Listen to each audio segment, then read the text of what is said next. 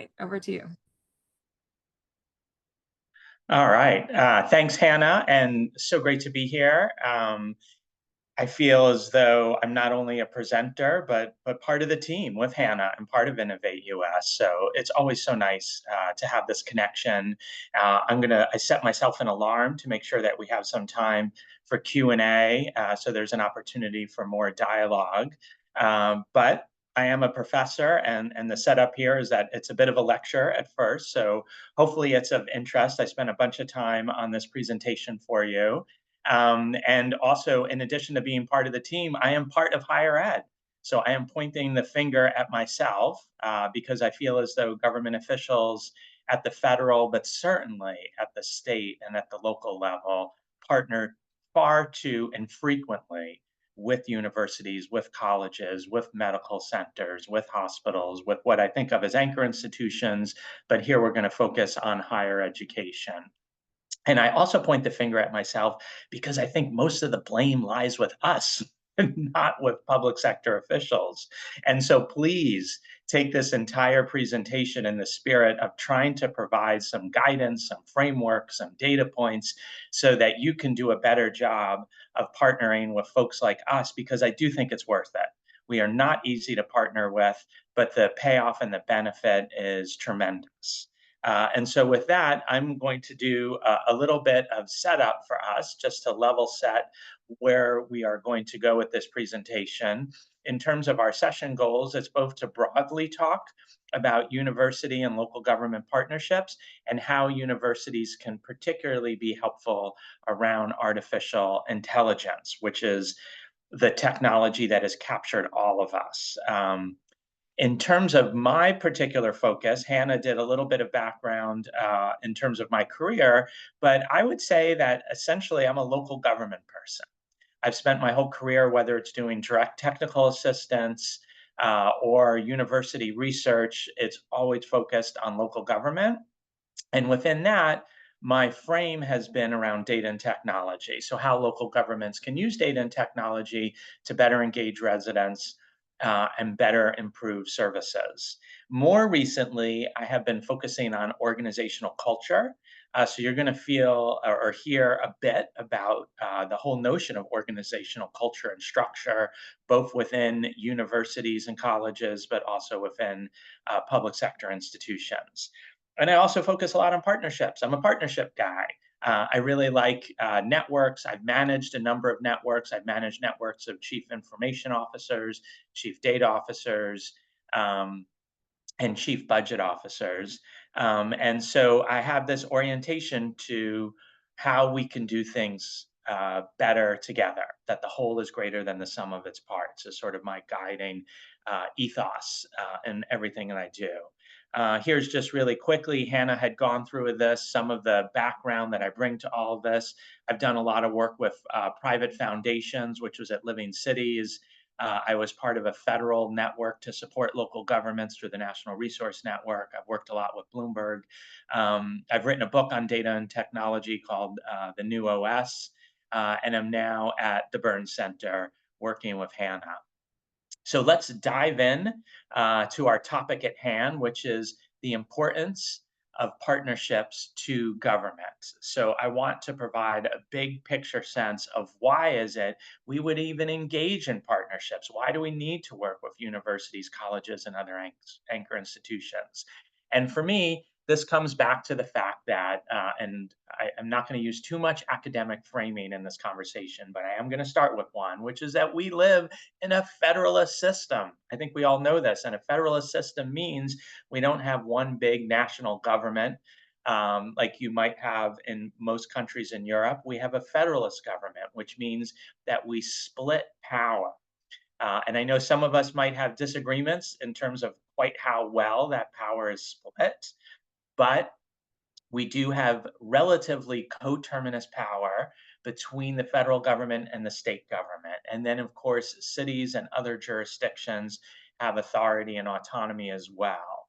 But the fact is, we have divided, fractured, stratified levels of government in this country. We live with it every day. It can be confusing. And by that fact alone, partnerships are critical to get things done. And then the second academic point that I want to throw at you is this notion of what's called government regimes.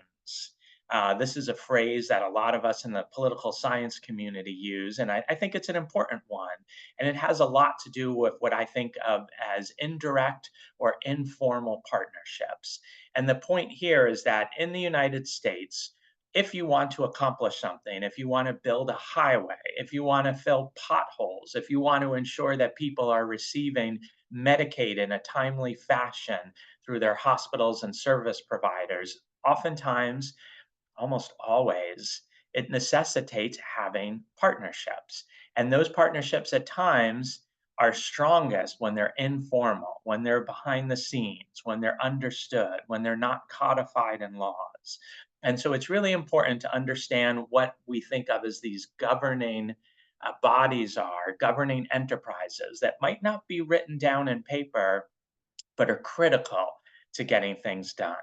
And I observe this all the time when I work in different states, and I see some states or some cities that are doing really well from an economic perspective, and those that are struggling. And almost every time, it's those places that are not good at forming partnerships, at making friends, at creating governing regimes to get things done that are struggling. I remember for a long time, I was working very closely over a period of 10 or 15 years with the mayors in Indianapolis and the mayors in Detroit. And what was very clear in my relationship with those mayors was that Detroit has a history of great companies, of great civic institutions, good government, but just an inability to get along and to work in a partnership capacity nearly as well as was happening in Indianapolis, despite the fact that they had many similar demographics and economic conditions.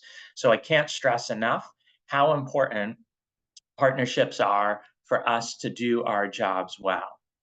Now, in terms of more specificity around why partnerships are needed, again, this is something we know really well. At the state level, we have federal mandates that force us to do things, some of them for good reason. Other times we might not be so happy about it, but either way, there are mandates that we have to enforce and administer. And at the city level, that's even doubly the case because often there are federal and state mandates. For a number of us at the state level, but certainly at the sub-state level, there is little autonomy in terms of raising revenue, which means we're often in a position where we just don't have the money to get things done at the level they need to happen. And the third reason partnerships are so important is implementation is hard. It can be very difficult, again, to ensure benefit access and receipt or to build a new bridge. Implementation is incredibly challenging. And for those reasons, partnerships are incredibly beneficial. Other reasons they're beneficial, cost savings. As we're going to talk about more, when you talk about technology advancement, a lot of that has to do with data storage. Well, how much money would we save if we could have a local university store our data and protect confidentiality? Millions, regardless of our size. There are complementary skills. Oftentimes, universities and colleges have skills that are the exact ones we desperately need in the public sector. And credibility. I can't emphasize this enough, and it links to the other point here, which is avoiding exposure or overexposure on controversial issues. So especially when we talk about a new technology like AI, which has a lot of potential to do good, it also has a lot of potential to put us in a difficult situation, in a controversial place. And what better to provide cover, support, a neutral convening place to make sense of issues than universities. I want to now move on to the importance and also really get more concrete about what are the challenges in terms of working with colleges and universities.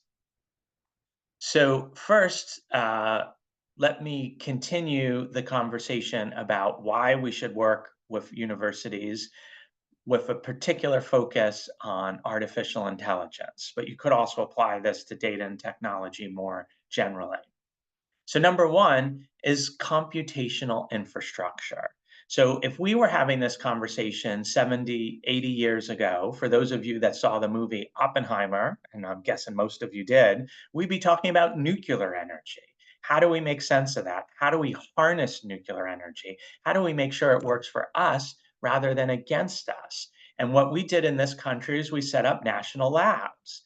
So beyond the Manhattan Project that they talked about and the Oppenheimer film, we all know that there are national labs dotted throughout the country to provide that energy and that nuclear infrastructure that we need in this country.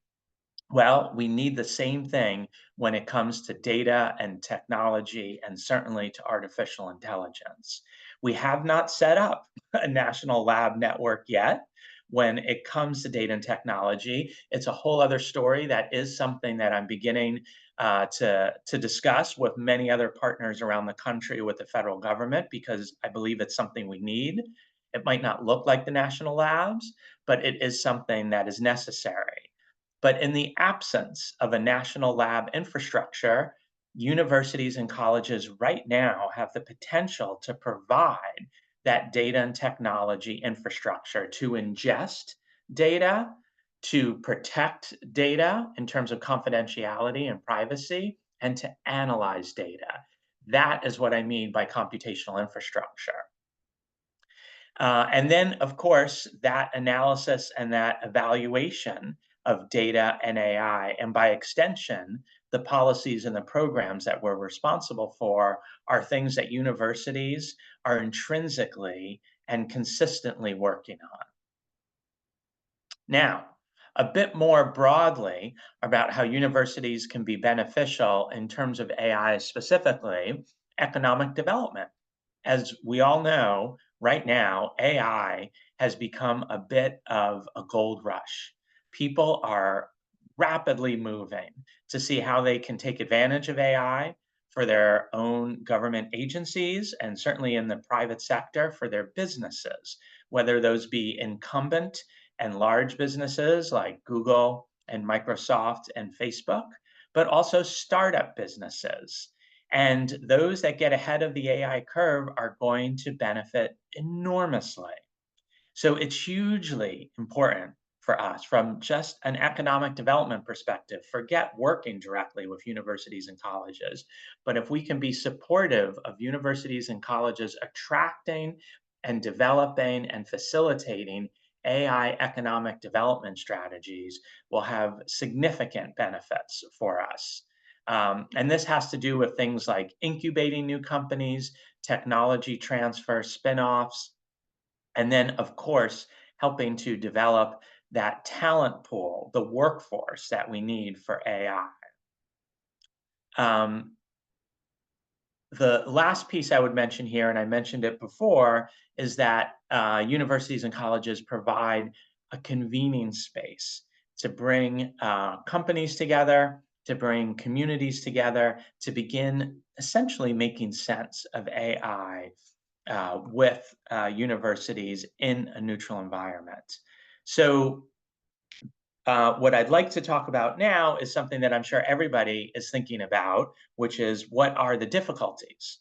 Those of you who have tried working with colleges and universities, and I don't mean trying to make sense of financial aid forms for your kids, or even trying to ensure that you or any young people in your life can get through the registration process, which of course is a brain damage activity. But I really also mean, what does it mean for us as government enterprises to have large scale and visible and positive partnerships with colleges and universities? And it is hard.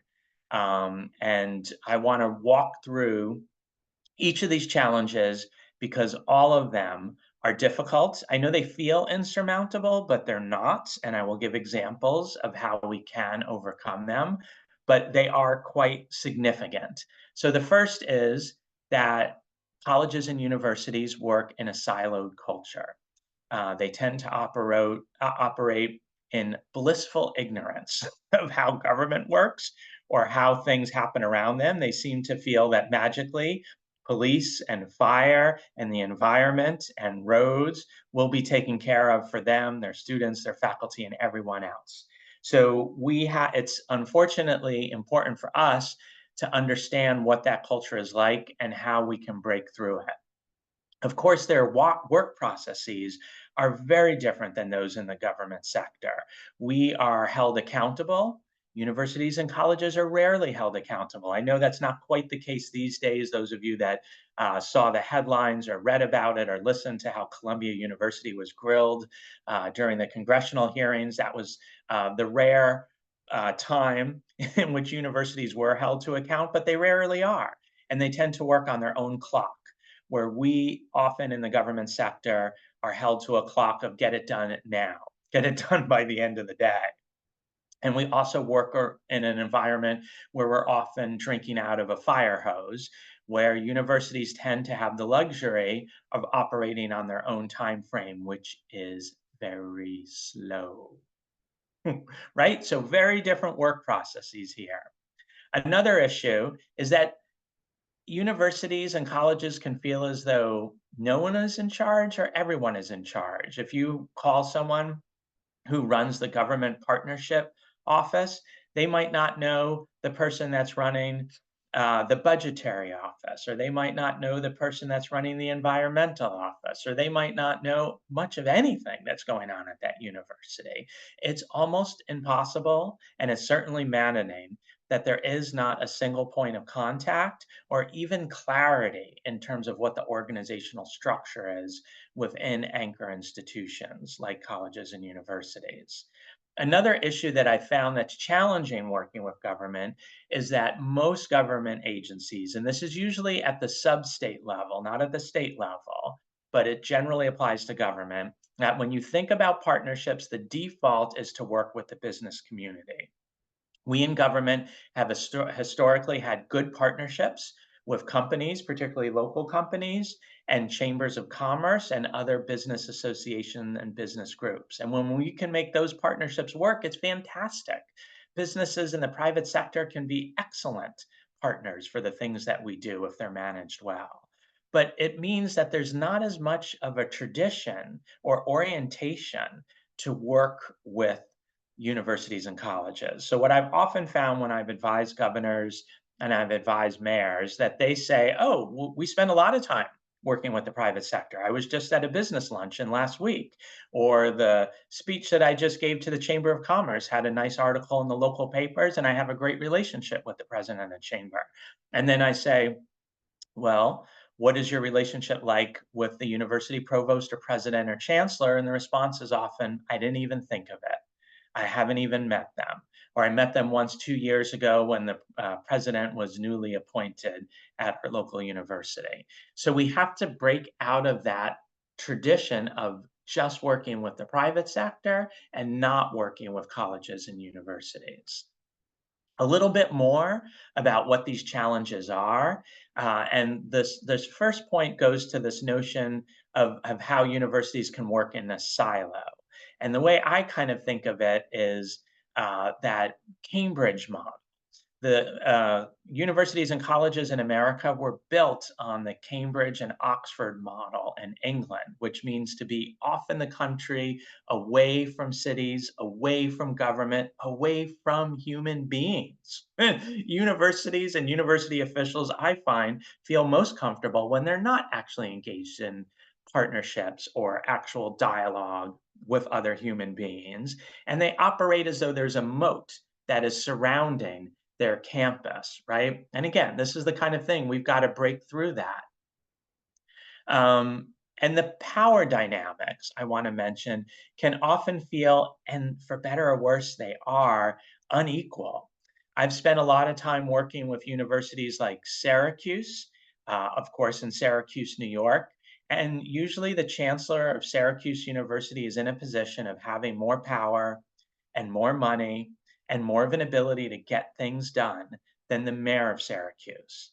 That's begun to change in the sense of that chancellors at Syracuse have become more humble, and the mayor has begun, a series of mayors in Syracuse have begun to understand that they are coming from this of a position of less power. but starting to overcome it and work out ways to establish strong partnerships. But whatever happens, there needs to be an understanding of what those power dynamics are and how to work through them. Another thing that can be challenging is the confusion around leadership at a university. Those of you who have ever had the benefit or the tragedy of working within a university culture probably know that the actual leadership has far less power and authority than you would imagine.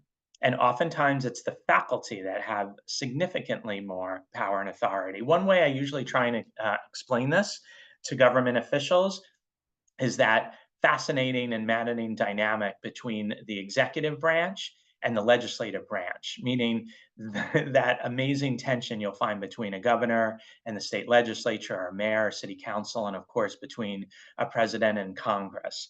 Within universities, it's different, but it's similar in the sense of a lot of what leadership tries to accomplish can be stymied and blocked by faculty, and it's important for us to be aware of those dynamics. These last 2 points I would mention around challenges are critically important, and I think we often screw them up. We just do. One is fuzziness around goals. I have worked with so many government leaders that feel as though they have attained significant success working with colleges and universities, but in fact, it's really, been around a one-off project, a particular focus on economic development, when in fact the city is more interested in infrastructure development, a sense that if just top leadership is involved in the partnership, that spells success. Essentially, not enough time is spent strategically thinking about what you want to accomplish in those partnerships with colleges and universities and getting icy cold clear on what your goals are. And then to make it that much harder, you need to get that same level of specificity, clarity, and strategy on the university side. There has to be clarity around goals on both sides for this to ever have enduring success. And then the last point is that, and I started to say this, oftentimes, the majority of the times when there are good government and anchor institution partnerships, they tend to be one-offs. We've done a great project with our local university, building our sustainability and climate action plan. Yay, that's great. And then 5 years later, is there any connection between the university and government? Usually, no, it just peters out, right? A lot of times there's motivation to do a big partnership effort, shaking of hands, good work, back patting, but that is not enough. What really needs to happen is enduring, structural, and enterprise-wide partnerships between anchor institutions and government. That has been and will be my focus in this conversation, and I really implore you to do it because it is so easy to engage in episodic and one-off partnership arrangements. Now, what I'd like to talk about is a bit of our current history in terms of anchor institutions working with government. And I could pass on a report that I wrote a few years ago that documented this. But the fact is that these partnerships are on the upswing. We're seeing a lot more of productive, enduring, systemic connections between colleges and universities and state and local governments, which is great. It's fantastic. And in a way, we're overcoming that history of the town gown environment. And the reason that we're starting to see more of these collaboratives and these partnerships is one, private foundations are more interested in this.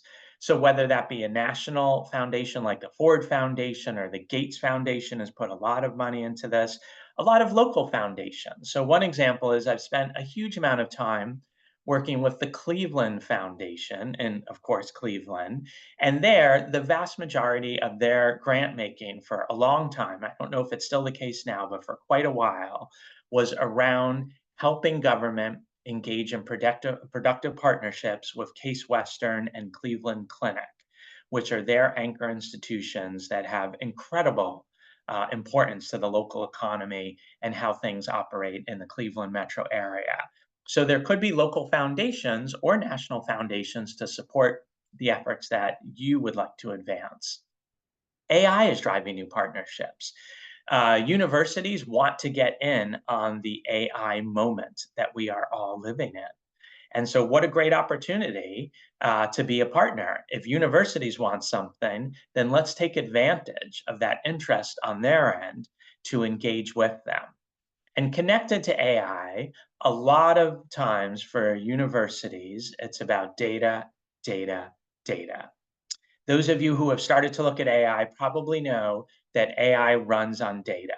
It's basically swallowed up the whole internet. That's how it's able to produce a lot of the answers that we put at AI, because it just vacuums up all of the information really on the planet.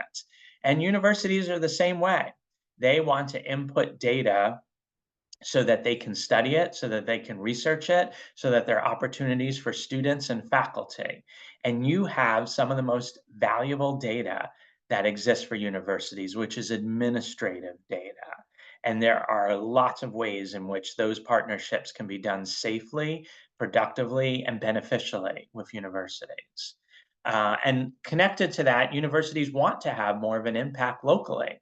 You may not know this, but one of the reasons that students are choosing to go to certain colleges and universities are based on their connections to the surrounding community. So, without you even having knowledge of this, some colleges and universities are advertising to their students, "Hey, come here and we'll connect you to a great internship, research, or volunteer opportunity."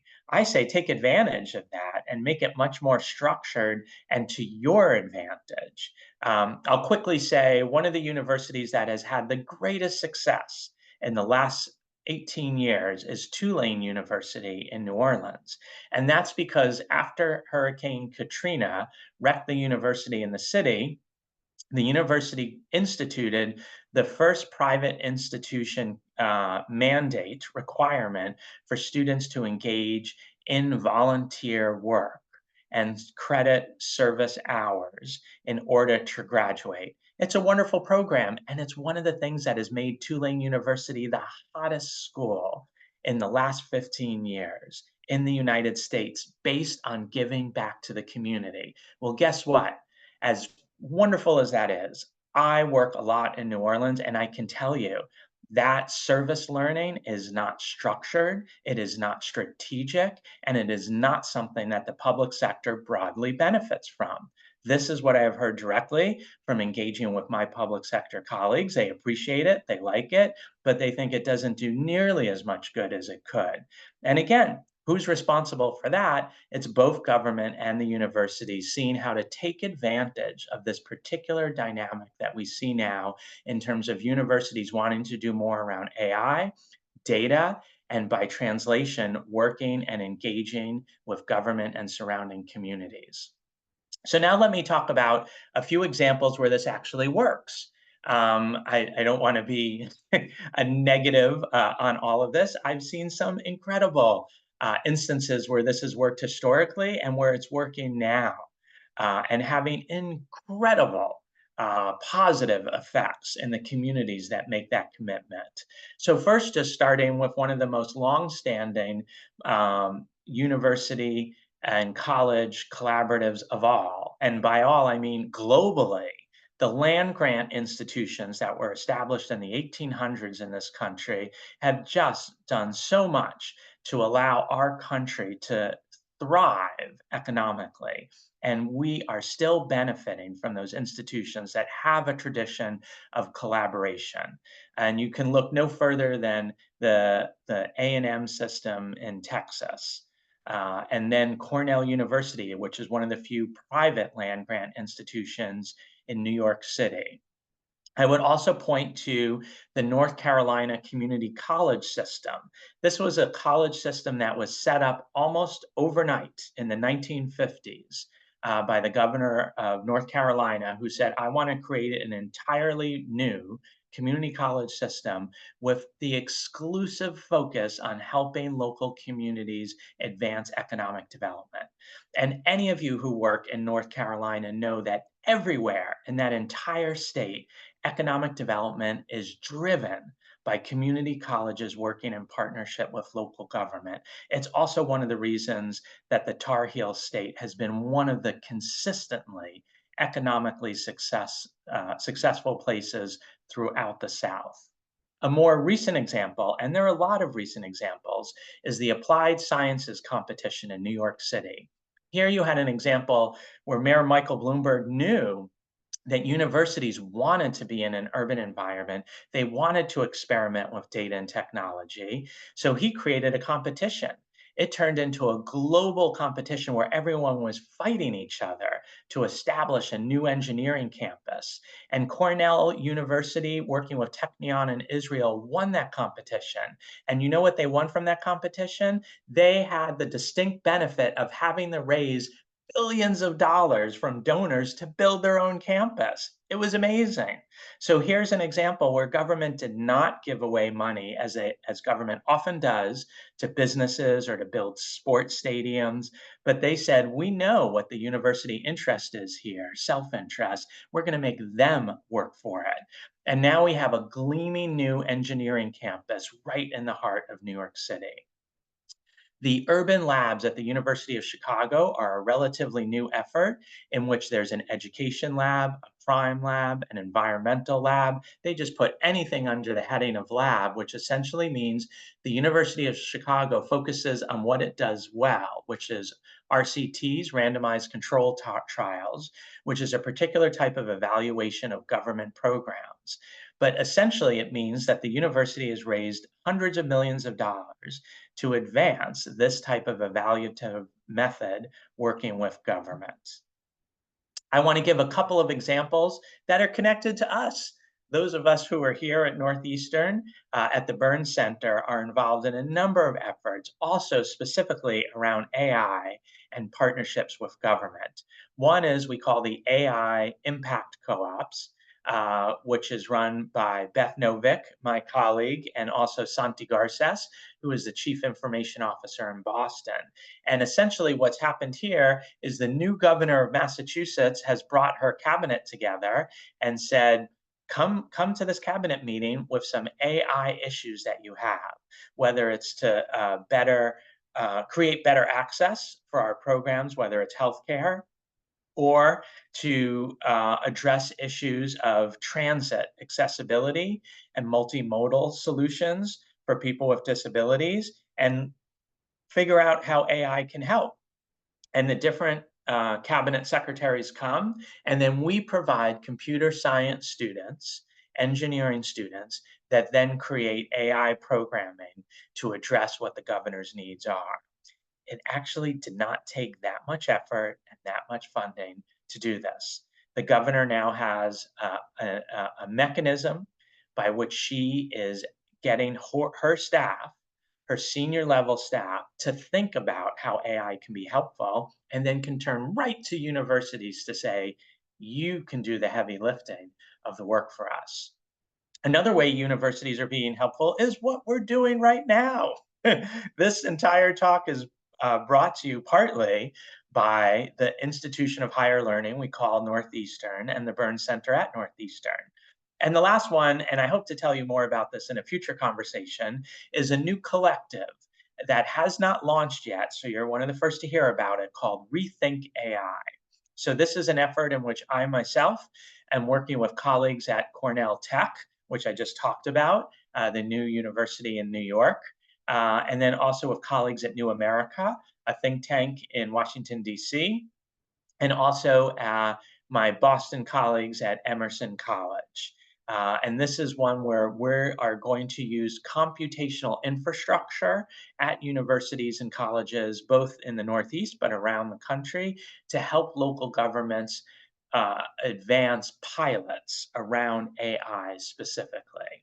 So now what I'd like to do in my remaining few minutes is to talk about a strategy for advancing an anchor partnership approach.